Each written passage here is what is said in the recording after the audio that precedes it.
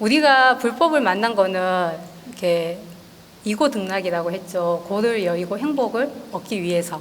예. 이렇게 나한테 둘러싸여 있는 무수한 많은 괴로움을 벗어나서 행복을 추구하려고 우리는 부처님 법을 만났어요. 그리고 이러한 부처님께서는 이러한 행복을 추구하는 데 있어서 가장 핵심적이고 부처님의 가르침을 한 곳에 딱 모아놓은 것을 사성제인 거예요. 그래서 이 사성제를 잘 닦으면 우리의 마음과 눈이 열려서 결국은 구경, 성불의 길에 열반에 이를 수 있다는 것이 사성제의 핵심이었어요. 그리고 그러한 사성제 중에서 지난주에 고성제에 대해서 말씀을 드렸죠. 고성제, 고의 성스러운 진리예요. 예, 고의 성스러운 진리인데 이 고라는 거는 우리가 생활하고 있는 이 세계를 사바 세계라고 하죠. 가민의 세계, 고해의 바다라고 표현을 하죠. 이렇게 무수한 고통 속에서 살아가고 있는데 이 고가 우리한테 성스러운 진리라는 거예요.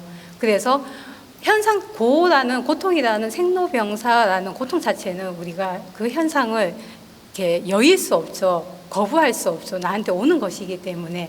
근데 거기에 따라서 2차적인 고통, 부처님께서 말씀하신 두 번째 화살을 맞으라고 했어요? 맞지 말라고 했어요? 맞지 말라고 했죠. 한 달 동안 두 번째 화살을 맞지 않으시면서 잘 생활을 하셨어요?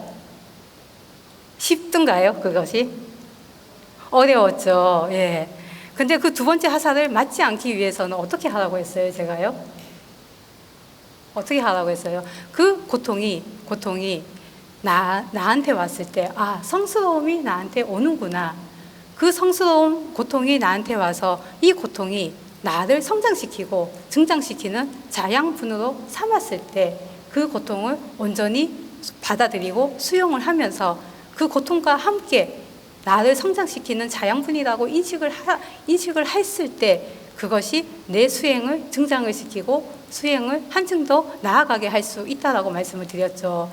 그것이 사실은 말은 쉽지만 너무나 어려운 거예요.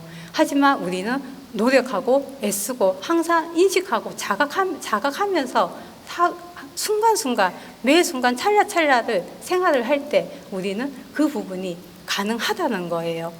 나는 내한테 고통이 왔을 때 그 고통을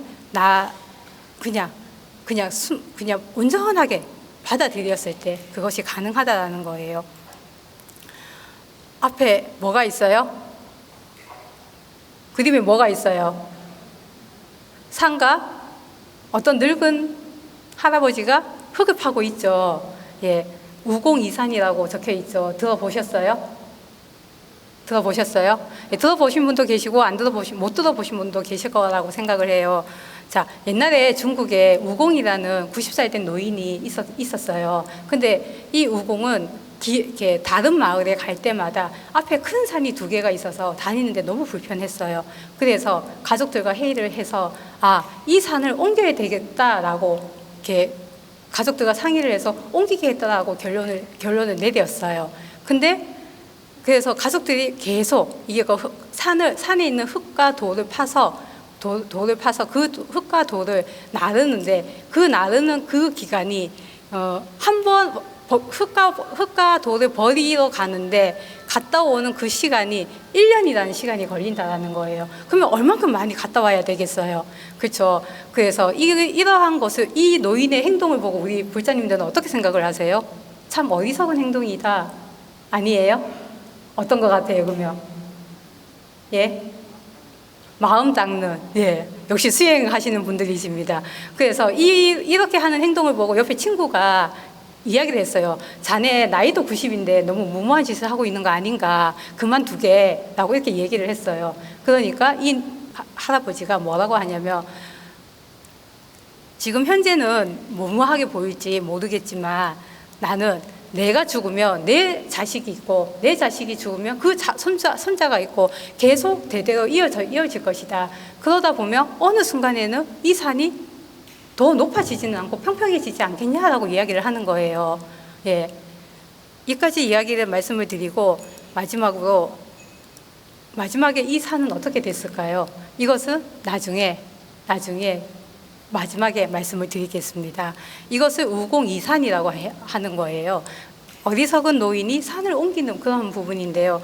마지막에 산이 어떻게 되었는지 궁금하시죠? 한번 각자 한번 생각을 한번 해보세요.